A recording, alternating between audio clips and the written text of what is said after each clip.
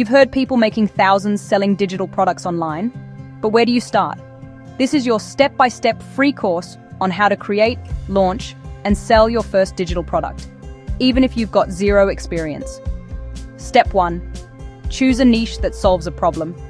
People don't buy products, they buy solutions.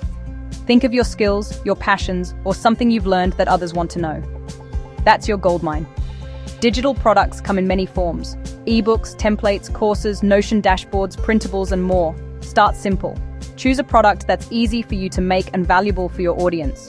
Your product should help someone win. Don't overthink it. Use tools like Canva, Notion, or Google Docs to create something clear, useful, and good-looking. Remember, people pay for clarity and shortcuts. You don't need a website to start. Platforms like Gumroad, Payhip, or Systeme.io let you sell digital products for free.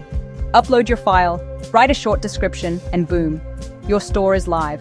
This is where most people fail. They build products before they build an audience. Start creating content around your niche. Post on TikTok, YouTube Shorts, or Pinterest.